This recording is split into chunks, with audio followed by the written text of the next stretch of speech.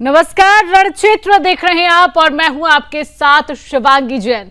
रणक्षेत्र में आज हम बात करेंगे कि अब किसके होंगे आजम, क्योंकि उत्तर प्रदेश की राजनीति में अब हलचल तेज हो चुकी है।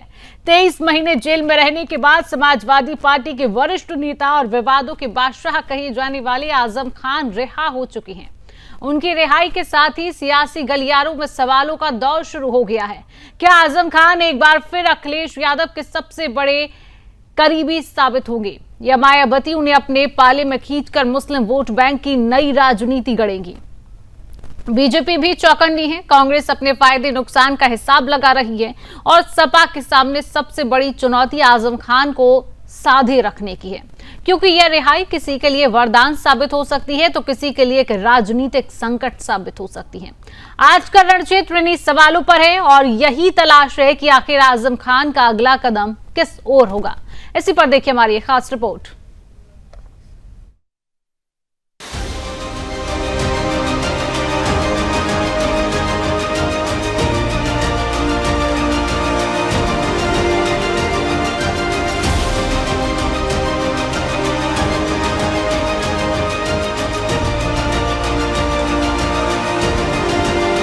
रामपुर के शेर कहे जाने वाले आजम खान पर 104 मुकदमे, अकेले रामपुर में ही 93 केस। जेल की हवा खाकर निकले आजम अब फिर से राजनीति की जमीन पर बिसात बिछाने को तैयार है।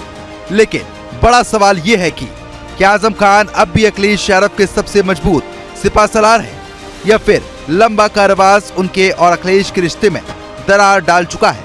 क्या मायावती उन्हें अपने खेमे में शामिल कर एक नया मुस्लिम कार्ड खेलेंगी या फिर आजम अपनी अलग राह चुनकर यूपी की राजनीति में तीसरी ताकत बनने का सपना देखेंगे? आजम की रिहाई के बाद समाजवादी पार्टी के अंदर हलचल तेज हो गई है। समर्थक जश्न मना रहे हैं, लेकिन विरोधी दल अब पहले से ज्यादा चौकस हो चुके हैं, क्योंकि ये वही आजम खान है जिन्हें विवादों का बादशाह कहा जाता है, जिनके बयानों से लेकर उनके कदमों तक ने यूपी की राजनीति को बार बार झंझोड़ा है। लेकिन अब क्या आजम समाजवादी पार्टी के लिए सहारा साबित होंगे या फिर सिरदर्द? क्या अखिलेश यादव आजम पर भरोसा कर पाएंगे और क्या मायावती इस मौके को बुनाकर आजम को अपने पाले में खींच लेंगी? रणनीति की बिसात बिछ चुकी है, लेकिन खेल का मालिक कौन होगा? अखिलेश, मायावती या फिर खुद आजम खान? यूपी की राजनीति में उठा ये तूफान सवालों की आंधी लेकर आया है। सीधा सवाल, क्या आजम खान की रिहाई सपा को संजीवनी देगी या फिर यह अखिलेश यादव की सियासत के ताबूत पर कील साबित होगी? Bureau report, Sudarshan news.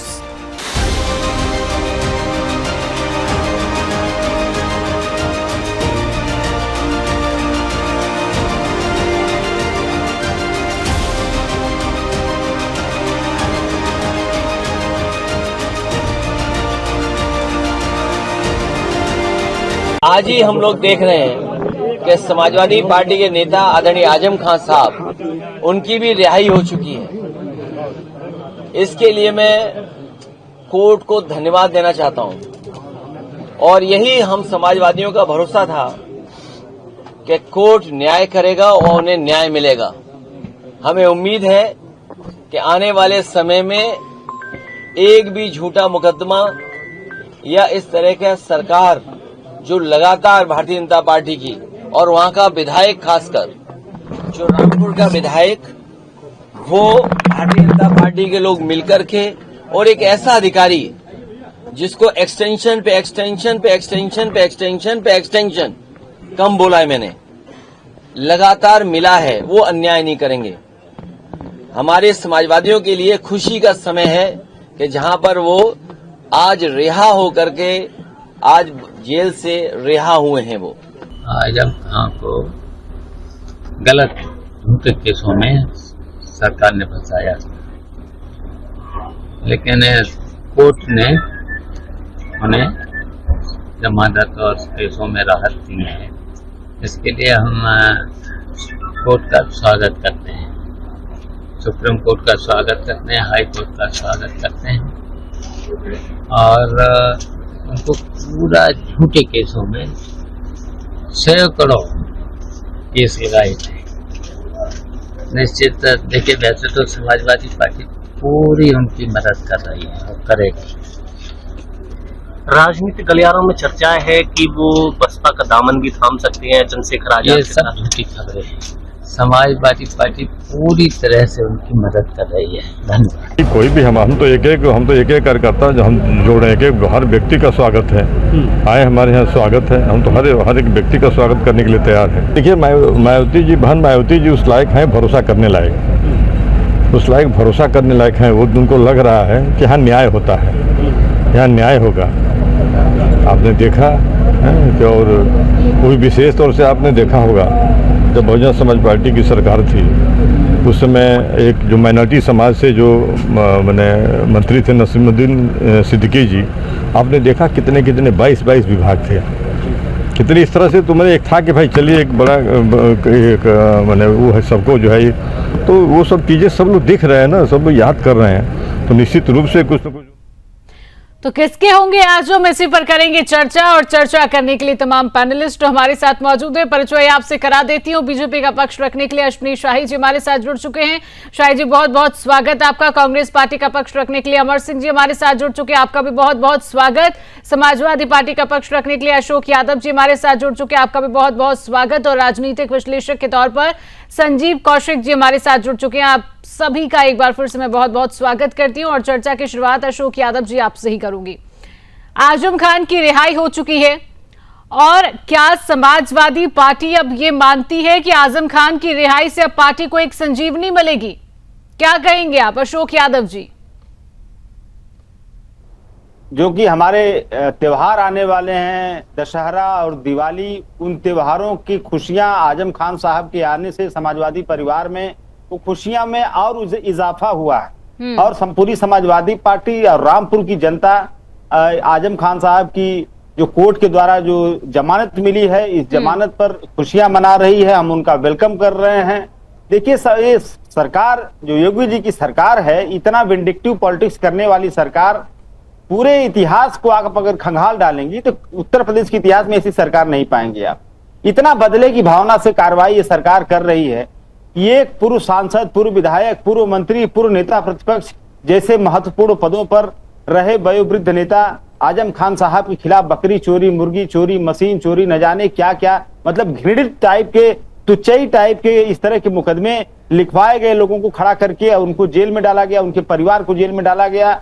और तो और हाई कोर्ट से जब अभी जमानत उनकी स्वीकृत हुई, उसके बाद उत्तर प्रदेश की सरकार ने 2-3 धाराएं और जुड़वा दी शत्रु संपत्ति के मामले में, ताकि उनके जो रिहाई, उनकी जमानत का जो रास्ता प्रशस्त हुआ, उस रास्ते पर भी किसी तरह से ब्रेक लगाया जाए। लेकिन रामपुर की अदालत ने वो सारे जो एडेड जो धाराएं लगाई जा रही थी उसको खारिज कर दिया, और आजम खान साहब की रिहाई का मार्ग प्रशस्त हुआ। देखिए किसी तरह सुप्रीम कोर्ट का रूलिंग एक है 2024 में, अयूब खान बनाम राजस्थान राज्य सरकार में, जिसमें कोर्ट ने कहा था कि अकेला आपराधिक इतिहास ही किसी को जमानत देने से नहीं रोक सकता।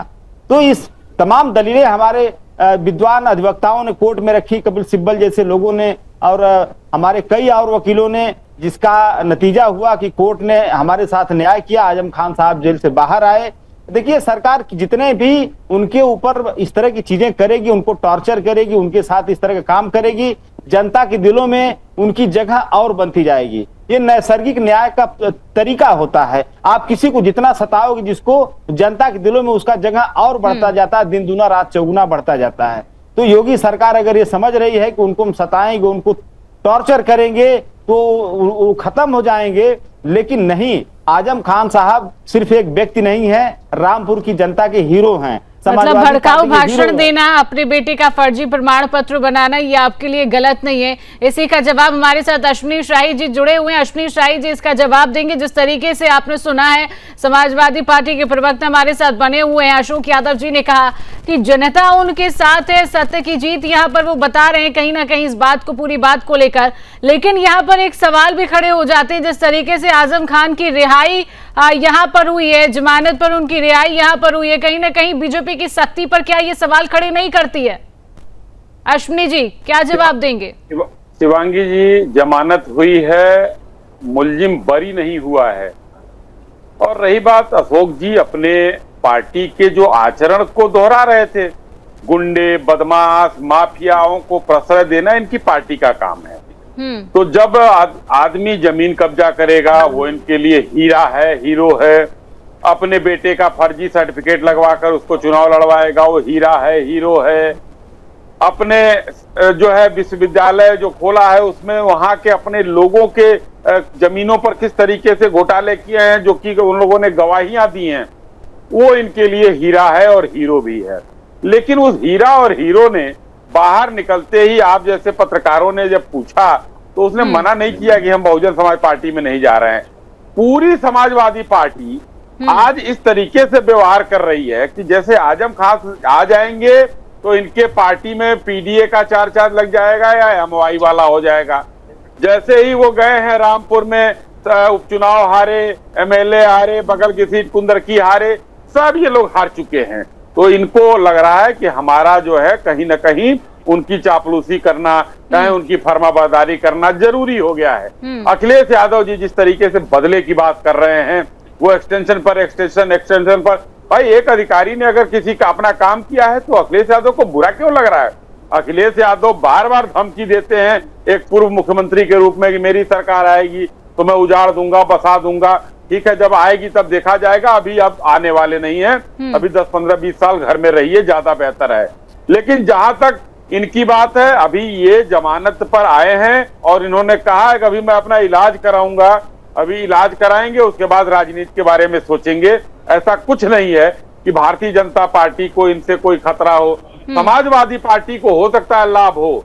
जो इनके एक पीआरओ ने रामपुर में भाषण में कहा था, आजम खान जी के पीआरओ की बात कर रहा हूं, कि समाजवादी पार्टी हमारा एक प्रयोग करती है, हम लोगों को यूज करती है, उसके बाद छोड़ देती है। वो किस बात पर कहा गया था कि ये अखिलेश यादव जी जेल में मिलने नहीं गए थे। जब आप लोगों ने या सोशल मीडिया पर ट्रोल हुए ये लोग, तो शिवपाल सिंह यादव जाकर वहां पर मिले हैं। तो आजम खां का भी दर्द एक बार झलका था कि भाई कौन अपना है कौन पराया है, कुछ इसमें दिखाई दिया था। ठीक है, अमर सिंह जी भी हमारे साथ कांग्रेस पार्टी के प्रवक्ता बने हुए हैं। अमर सिंह जी, जिस तरीके से कांग्रेस पार्टी हमेशा एक सवाल खड़ी करती रही है कि यूपी में मुसलमानों की अनदेखी होती रही है, तो क्या यहाँ पर कांग्रेस पार्टी आजम खान का समर्थन करेगी? देखिए, आजम खान का समर्थन करना, मुसलमानों का समर्थन करना, ये एक टैग आप लोग जो है जबरदस्ती कांग्रेस पार्टी के ऊपर मर देते हैं। सवाल उठता है कि जो आजम खान है किसके नेता है?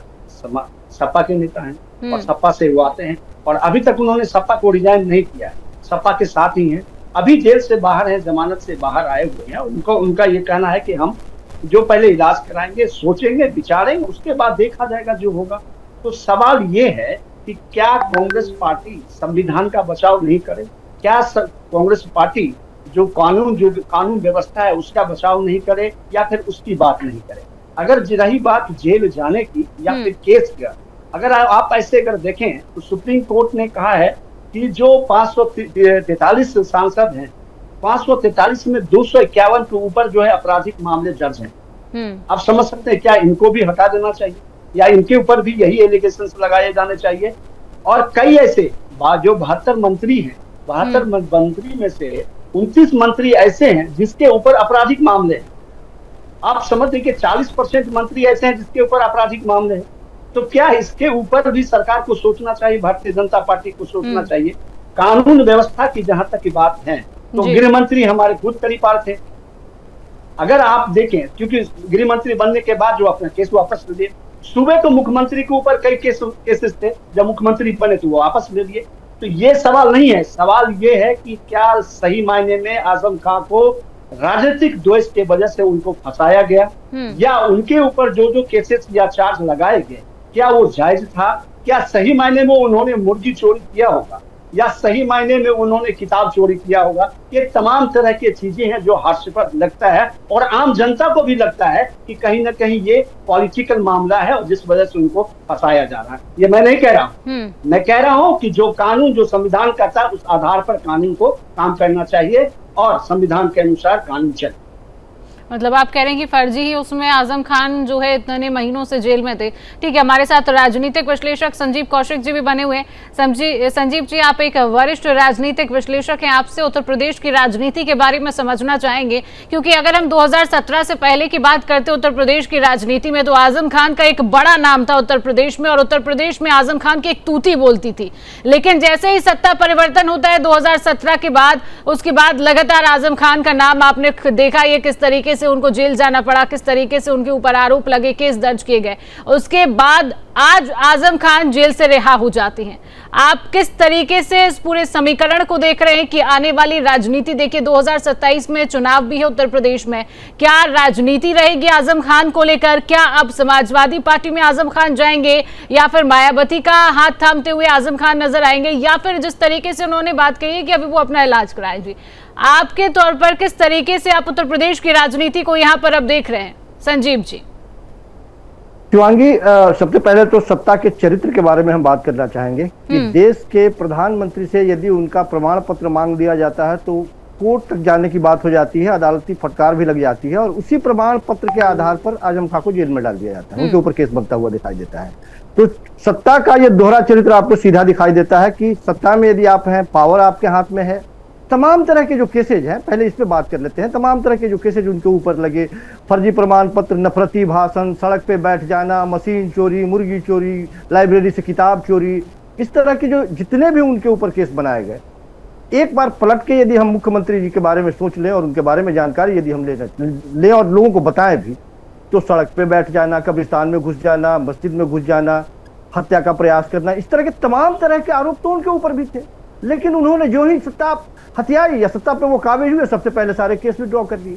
मैं सिर्फ ये कहना चाह रहा हूं कि क्या आजम खान ये बात समझते हैं कि वो किसी राजनीतिक द्वेष के तहत या राजनीतिक द्वेष का शिकार बन गए हैं? वो क्या सचमुच में वो समाजवादी पार्टी जिसके संस्थापक सदस्यों में से वो रहे हैं, तो महासचिव, तो क्या उस पार्टी से अलग इतर वो कहीं और रास्ता खोजने की कोशिश करेंगे? और खोजेंगे तो कहां जाएंगे? मायावती के पास जाएंगे। कितने प्रतिशत वोट है? वो मायावती जो चूस शब्द नहीं निकालती है भारतीय जनता पार्टी के अगेंस्ट में, भारतीय जनता पार्टी के प्रभाव में अपने पूरे बसपा का अस्तित्व दांव पे लगा दिया, वो मायावती, क्या आजम खान उसको पसंद करेंगे? या आजम खान पुनः उसी समाजवादी पार्टी में जहां उनका कद इतना बड़ा है, जहां वो खड़े होते हैं, जिस रामपुर से खड़े होते हैं, वहां से एक नई राजनीतिक बिछाने की क्षमता रखते हैं, एक आवाज देने के बाद में उत्तर प्रदेश में एक नई फिजा बनाने की क्षमता रखते हैं, वो आजम खान क्या कहीं और रास्ता तलाशने की कोशिश करेंगे? बीजेपी की तरफ जाएंगे या समाजवादी पार्टी जिसको उन्होंने सींचा है वही अपना घर बनाएंगे? एक आम नागरिक से भी, एक छोटे समझवाने व्यक्ति से भी पूछा जाए तो वो एक लाइन में यही कहेगा कि समाजवादी पार्टी छोड़ के आजम खान साहब कहीं नहीं जाएंगे। नई पार्टी बना ले, हो सकता है कि यदि कुछ लोग ये बात सोचते हो कि नई पार्टी बना ले, तो नई पार्टी बनाना उस कंडीशन में जब आजम खान कुछ वक्त के लिए, उनको खुद पता नहीं है कि कितने दिनों के लिए वो बाहर है, तो उस परिस्थिति में नया एक रास्ता तलाशने का वो प्रयास कभी नहीं करेंगे, इतने कच्चे खिलाड़ी वो नहीं है। दूसरी बात, मैं लगातार ये बात कहता चला आया हूं कि पिछले कुछ वर्षों से जिस तरह से देश में परिपाटी हुई है राजनीतिक दलों का, ये वैमनस्यता के भाव से जिस तरह से आक्रमण होना शुरू हुआ है, ये देश के लिए बेहद खतरनाक है। राजनीतिक दल, आज आपकी सरकार है, कल किसी और की सरकार आएगी, लेकिन संवैधानिक संस्थानों का बेजा इस्तेमाल कर विपक्षी पार्टियों को जिस तरह से प्रताड़ित करने की जो चलन, एक नई चलन बनी है, वो बेहद खतरनाक है। इसको हिंदुस्तान की जनता बड़े गंभीरता पूर्वक देख रही है, और यदि इस पे लगाम नहीं लगाया गया तो कल किसी और की पार्टी आएगी, फिर वैसा ही आचरण वो करेगा, परसों किसी और की पार्टी आएगी, संस्थानें इसी तरह से ध्वस्त होंगी, लोगों का भरोसा ऐसे ही गिरता रहेगा, उठता रहेगा, और देश में व्यवस्था का माहौल बनता रहेगा।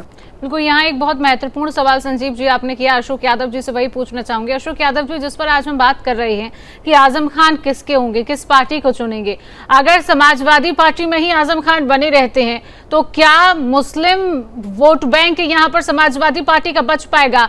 एक और सवाल यहाँ पर मैं आपसे पूछूंगी, और अगर आजम खान मायावती के खेमे में जाते हैं तो फिर समाजवादी पार्टी की राजनीति का क्या होगा? दो सवाल बेहद महत्वपूर्ण, जवाब दीजिए अशोक जी।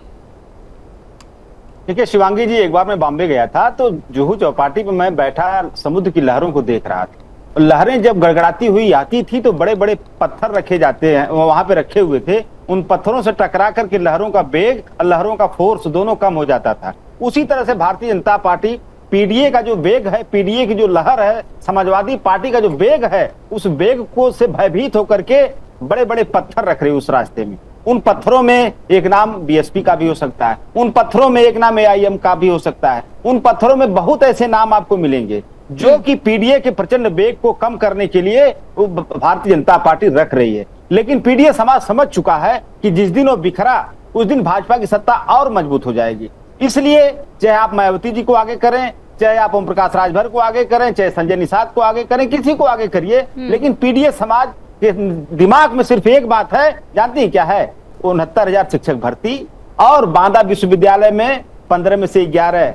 अशोक जी, एक मिनट में मैंने आपसे सवाल कुछ और पूछा था, आपने उस सवाल का जवाब नहीं दिया है। मेरे सवाल, मैंने 2 आपसे सवाल पूछे थे, आपने उन सवालों का जवाब नहीं दिया। हालांकि आप बीजेपी पर आरोप लगा रहे हैं, लेकिन आप पहले सवालों का जवाब दीजिए जो आपसे पूछा गया है।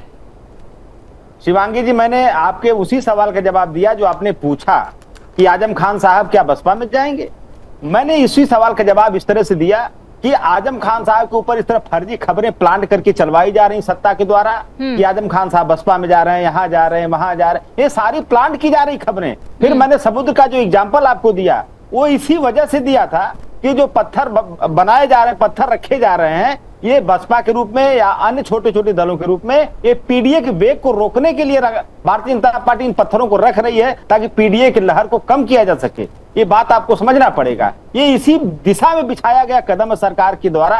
लेकिन आजम खान साहब समाजवादी, जैसा कि कौशिक साहब ने कहा, समाजवादी पार्टी को उन्होंने रोपा है उत्तर प्रदेश में नेताजी के साथ, समाजवादी पार्टी को उन्होंने सींचा है अपने खून पसीने के साथ। जो व्यक्ति पार्टी को रोपता है, जो व्यक्ति पार्टी को सींचता है, वो व्यक्ति पार्टी का सिर्फ सामान्य सदस्य नहीं रहता। ठीक है अश्विनी जी, इस बात का जवाब दीजिए। आपकी पार्टी पर आरोप लग रहे हैं, यहाँ पर समाजवादी पार्टी के प्रवक्ता कह रहे हैं कि सब कुछ प्लान के तहत यहाँ पर भारतीय जनता पार्टी कर रही है। अश्विनी जी, जवाब इसका। देखिए जी देखिए, अशोक यादव जी आपके सवाल का जवाब नहीं देंगे। और मैं ये कह रहा हूं कि संजीव कौशिक जी ने भी बहुत जोर से कहा, अमर सिंह जी ने भी कहा, अशोक यादव जी ने भी कहा कि फर्जी मुकदमे लगाए गए सब कुछ, तो कोर्ट ने बरी क्यों नहीं कर दिया? किसी एक मुकदमे में भी बरी कर दिया होता तो कहा जाता फर्जी मुकदमे हैं। अरे भाई, जब जमीन कब्जा करोगे तो गवाहियां हुई हैं, गवाहियां चलेंगी, आज नहीं कल नहीं परसों उस पर जो है फैसला आएगा, तब हम मानेंगे कि या तो वो सजा उनको होगी या वो बरी हो जाएंगे। तब कहा जाएगा हाँ भाई फर्जी मुकदमे थे। आज आप और हम जज की भूमिका में नहीं आ सकते हैं। जो संजीव कौशिक जी ने कह दिया फर्जी मुकदमे हैं। और रही बात मुकदमा वापसी की, जहां तक बार बार बात होती है कि मुख्यमंत्री जी ने मुकदमे वापस ले लिए, तो सदन का मैं वाकया बताता हूं कि माननीय मुख्यमंत्री जी ने स्पष्ट रूप से सदन में कहा था, न केशव जी ने और न माननीय मुख्यमंत्री जी ने कहीं मुकदमा कोई वापस नहीं लिया था, लेकिन अखिलेश यादव ने ये काम किया था स्वयं के लिए। अशोक जी के पास जाएंगे। अशोक जी, जिस तरीके से आप भारतीय जनता पार्टी पर आरोप लगा रही थी कि सब कुछ प्लान के तहत यहाँ पर पार्टी कर रही है, उनने प्लानिंग के तहत ये सब किया, अगर आप कह रहे हैं कि आजम खान के लिए यहाँ पर पार्टी ने प्लान किया, तो क्या कोर्ट को भी आप चेतावनी दे रहे हैं? जिस तरीके से इतने समय तक आजम खान जेल में रहे, उसके बाद उनकी अभी भी वो जमानत पर बाहर आए हैं, फिर भी आप प्लानिंग की बात कर रही हैं। कई आरोप उन पर लगते हैं, कई केस उन पर दर्ज हैं, आपको बता भी देते हैं 23 महीने बाद उनकी जो है वो रिहाई हुई है। देखिए शिवांगी जी, जो मैंने कहा जो हमारी पार्टी कह रही, हाँ। वो कोर्ट का मामला था। जो भी चार्जेस यहाँ पर सरकार ने लगाए हैं उनके ऊपर, ये चार्जेस को हम लोग कोर्ट में चुनौती दिए हैं। और तो कोई रास्ता है नहीं ना। जैसे अगर हम ही को कोई कह दे चोर हैं तो हम कहाँ जाएंगे? हमारे पास तो एक ही रास्ता, हमारे पास पुलिस तो है नहीं, प्रशासन तो है नहीं, हमारे पास न्यायपालिका। हम न्यायपालिका में जाएंगे, देर सवेर हमको न्यायपालिका से न्याय मिलेगा, वैसे वहां भी उनको भी न्याय मिलेगा। अभी बात हो रही थी, अभी हमारे भाजपा के साथी ने कहा कि क्या जो मुकदमे लिखे गए हैं कोर्ट ने उनको बरी कर दिया क्या? मैं तो यही पूछना चाह रहा, मैं इसलिए मुस्कुरा रहा था कि योगी जी के ऊपर या केशव मौर्य जी के ऊपर जो मुकदमे लिखे गए थे वो कोर्ट ने उनको बरी किया था क्या? कोर्ट ने नहीं बरी किया था मित्र, वो खुद उन्होंने अपने आप को बरी किया था। ये पूरे विश्व के पटल पर ऐसा कोई एग्जाम्पल शिवांगी जी आपको बिरले ही देखने को मिलेगा कि खुद कन्विक्टेड आदमी अपने मुकदमे खुद वापस ले, मतलब हम ही अपराधी और हम ही जज अपने लिए। तो ये बिरले केसेस में ऐसा होता है। और इसके अलावा देखिए, आपने कहा उमाशंकर सिंह की बात, उमाशंकर सिंह जी है बसपा के विधायक, और मुख्यमंत्री जी के पास कौन सा विभाग है? खनन विभाग। और खनन विभाग में खनन विभाग पर इन्फोर्समेंट डायरेक्टरेट की एक रिपोर्ट, शिवांगी जी आप गूगल कर देखिए कि उमाशंकर सिंह की कंपनी छात्र शक्ति कंस्ट्रक्शन उनकी पत्नी के नाम से कंपनी है। कितनी अनियमितता, घोर अनियमितता, करोड़ों का राजस्व चोरी उमाशंकर सिंह कंपनी ने किया है। उमाशंकर सिंह भाजपा की बैटिंग कर रहे हैं। आपकी बात का काउंटर कर रहे हैं अश्विनी जी। अभी अशोक जी की बातों को मैंने बताया कि माननीय मुख्यमंत्री जी ने सदन में खड़े होकर कहा है कि हमने कोई अपने दस्तखत से अपने मुकदमे वापस नहीं लिए हैं। ये सदन की बात है, मैं यहाँ ऐसी बातें कर रहा हूँ। और अखिलेश यादव ने अपने दस्तखत से अपने ऊपर का मुकदमा चुनाव आयोग ने किया था वो वापस लिया है। तो यहाँ तो इनकी बात ऐसे ही झूठी हो जाती है। और रही बात मुकदमा कोर्ट से वापस हुआ है, ये सारे मुकदमे अगर वापस हुए हैं तो कोर्ट से वापस हुए हैं। अशोक जी, कहीं कोई हमारे आप में कहीं कोई गलतफहमी नहीं होनी चाहिए कि और अखिलेश यादव जी ने स्वयं अपना मुकदमा वापस लिया था। ये सदन की बात मैं बता रहा हूं, बाहर सड़क की बात और किसी टीवी चैनल की बात नहीं है जी। चलिए ठीक है, अमर सिंह जी के पास आएंगे। अमर सिंह जी, ठीक है, अशोक जी आपकी बात को भी सुना जाएगा। अमर सिंह जी, आजम खान की बात हो रही है, तो क्या कांग्रेस पार्टी यहाँ पर आजम खान को अपने पाले में लाने की क्या आप कोशिश करेगी, क्या कहेंगे आप? क्योंकि वहां गठबंधन में है और एक पार्टी दूसरे पार्टी के नेताओं को तोड़ फोड़ नहीं करती है। कांग्रेस का कल्चर नहीं रहा, ये भारतीय जनता पार्टी का कल्चर है। तो जब सपा में वो है ही और बाहर निकलने के बाद भी कहे, और जिस तरह से पूर्व मुख्यमंत्री अखिलेश यादव जी ने कहा कि भाई उनका स्वागत है और आने वाले समय में जिस तरह से अभी प्रचलन चल रहा है केस वापस लेने का, उसको दोहराया जाएगा। मतलब बिल्कुल साफ है कि उस परिवार में अभी शामिल है आजम खान जी। रही बात केस करने के ऊपर और आपराधिक मामले दर्ज होने के ऊपर, अगर आप जेल जा सकते हैं तो मैंने पहले ही कहा सुप्रीम कोर्ट का एक आदेश है कि जिसमें 72 जो मंत्री हैं भारत सरकार में, उसमें 29 लोगों के ऊपर आपराधिक मामले दर्ज हैं। क्या इनको भी जेल जाना चाहिए था या नहीं जाना चाहिए? पूरे देश की अगर बात करें, जो रिपोर्ट है 47% मंत्री ऐसे हैं जिसके ऊपर के जो राज्यों में मंत्री हैं उनके ऊपर केस दर्ज है। क्या उनको भी जेल जाना चाहिए? तो क्या ये माना जाए कि क्या आजम खान के ऊपर जानबूझ करके इस तरह से किया गया, उन्हें भेजा गया? मैं तो लॉ की बात कर रहा हूं, जो रिपोर्ट है उस रिपोर्ट के आधार पर मैं कह रहा हूं। तो आप हम लोग क्या सोचें, क्या विचार करें, या फिर जनता क्या सोचेगी, क्या इस पर विचार करेगी और क्या कहेगी? लगातार अगर उत्तर प्रदेश 2017 के बाद जो सरकार में आई है उत्तर प्रदेश भारतीय जनता पार्टी उत्तर प्रदेश में, उनकी जो कारगुजारिश रही है विपक्ष के नेताओं के प्रति, वो साफ तौर से ये दिखाता है कि बदले की भावना से जो है ये काम किया जा रहा है। जब केस की बात जब होती है तो आप लो ना, केंद्रीय मंत्रियों के ऊपर भी तो केस है, आपराधिक मामला है, अपहरण का मामला है, बलात्कार का मामला है, छेड़खानी का मामला है, उनको भी जेल में भेजो, जा देखते हैं कितना पावर है आपके ऊपर। तो उनके ऊपर नहीं करोगे क्योंकि आपके साथ जाने के बाद वो दूध का धुला हो जाता है। जिस मुख्यमंत्री, लेकिन अमर सिंह जी 2017 के बाद यूपी की जनता ये भी कहती है कि यूपी की तस्वीर बदल गई है। यूपी में किस तरीके से गुंडा राज की तस्वीरें सामने आती थी, उसकी तस्वीर यहाँ पर बदल गई है। जिस तरीके से आजम खान को लेकर आरोप लगे हैं, जिसको लेकर आप अभी बात कर रहे हैं, लेकिन ये भी यूपी की जनता कहती है कि तस्वीर बदलती हुई नजर आई है 2017 के बाद से।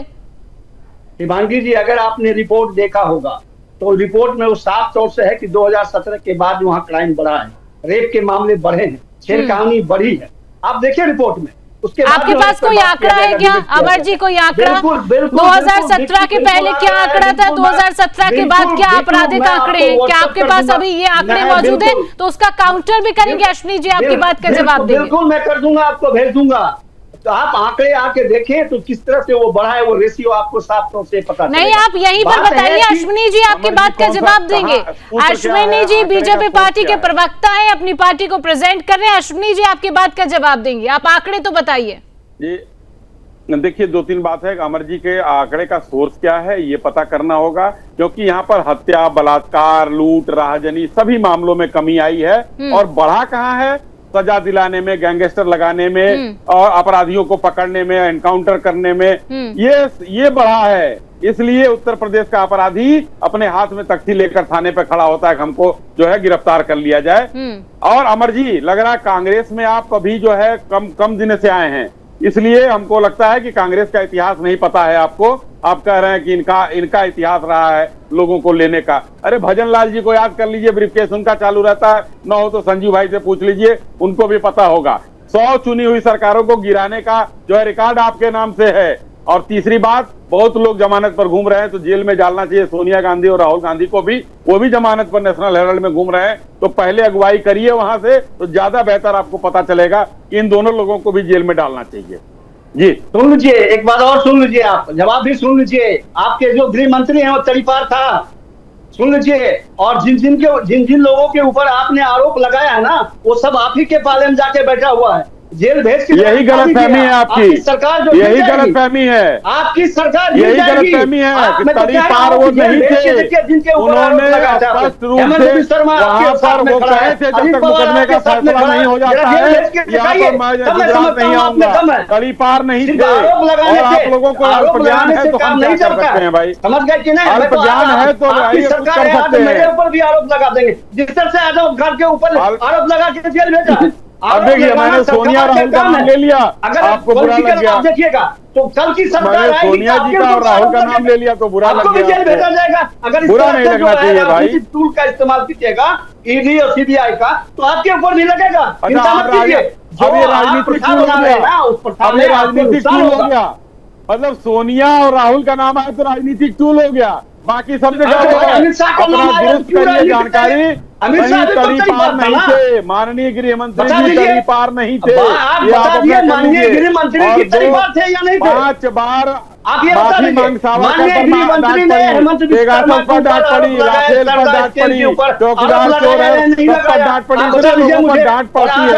और आपका जो है राहुल सुधरने का नाम नहीं ले रहे हैं, तो राहुल गांधी का नाम चलिए ठीक है, राजनीतिक विश्लेषक के पास संजीव कौशिक जी के पास जाएंगे। संजीव कौशिक जी, आपने पूरी उत्तर प्रदेश की राजनीति को आप समझ रहे हैं। आजम खान की आज रिहाई हो गई है, आजम खान की रिहाई का यूपी की राजनीति पर किस तरीके से असर पड़ेगा, क्या विश्लेषण रहेगा संजीव जी आपका? जी देखिए शिवांगी, इसे दो तरह से समझिए आप। ये कहना बहुत आसान है कि आजम खान यदि पाक साफ है तो उन्हें डरने की जरूरत नहीं है, वो आज आए हैं कल बरी भी हो जाएंगे, ये कहना बहुत आसान है।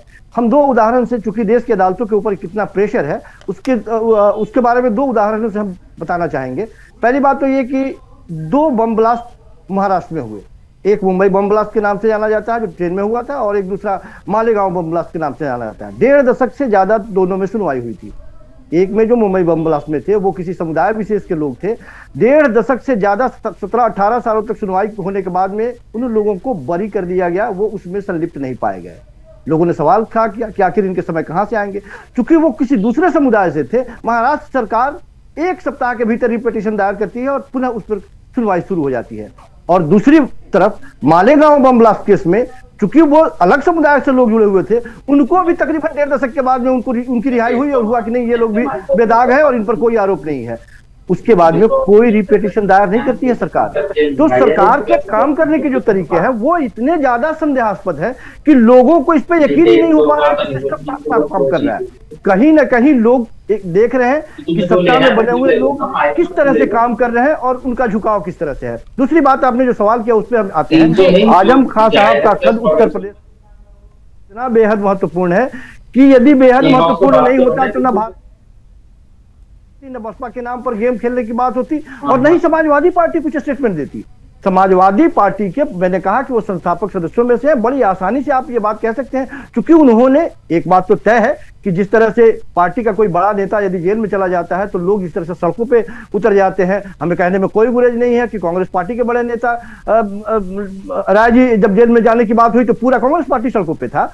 तो कहीं ना कहीं, अब उसके कारण क्या है हमको नहीं पता है, लेकिन एक मैसेज देने में भारतीय जनता पार्टी कामयाब रही है कि जब आजम खान साहब जेल में थे, आजम खान साहब के साथ समाजवादी पार्टी को जिस तरह से तटस्थ रूप से खड़ा होना चाहिए, थोड़ी सी बेरुखी उसमें, उदासी या खालीपन जो भी कह ले, वो दिखाई दिया और उसी के वजह से ये हवा बनाने की कोशिश की जा रही है। लेकिन क्या वो खालीपन और उदासी या उस तरह से सन्नाटा था वो इतना बड़ा था कि आजम खान साहब दूसरा राह ठान लेंगे? मुझे तो ऐसा नहीं दिखाई देता, क्योंकि आजम खान साहब राजनीति के पके हुए लोग हैं, मजे हुए लोग हैं। उनको पता है कि उत्तर प्रदेश की राजनीति में कहां वो खड़े होंगे और किस दिशा में जाएंगे, तो दिशा और दशा दोनों देश की बदलेगी और राजनीति की उत्तर प्रदेश की बदलेगी, वो खूब जानते हैं। इसलिए वो कच्चे खिलाड़ी नहीं है और इस तरह से बचकाना बातें इधर चले जाएंगे उधर चले जाएंगे, मुझे लगता है कि जल्दीबाजी होगी। उनको वक्त मिलना चाहिए, वो खुद साफ करेंगे। बिल्कुल, जिस तरीके से आपने कहा है कि वो बच्चे नहीं है, उनको राजनीति की पूरी परख है और जिस तरीके से उत्तर प्रदेश में उनकी तूती बोलती थी वो सभी ने उनका एक दौर भी देखा है। हालांकि अभी आज वो जेल से बाहर आए हैं, अब आगे क्या उनका रुख रहेगा, क्या समाजवादी पार्टी के साथ रहेंगे या फिर अपनी पार्टी बनाएंगे या फिर दूसरी पार्टी के पास जाएंगे, ये दूसरा सवाल है। हालांकि जिस तरीके से उन्होंने आज सवाल पूछने पर यह भी कहा है कि पहले वो इलाज कराएंगे, उसके बाद वो विचार करेंगे कि क्या करना है। और दूसरी बात, अभी ये भी निश्चित नहीं है कि जमानत पर वो कितने समय तक बाहर है, इसलिए दूसरी पार्टी की बात करना उनके लिए थोड़ा सा असमंजस विषय बन जाएगा। फिलहाल आप सभी पैनलिस्ट हमारे साथ जुड़े, आपने हमें इतना समय दिया, आप सभी का जुड़ने के लिए बहुत बहुत धन्यवाद।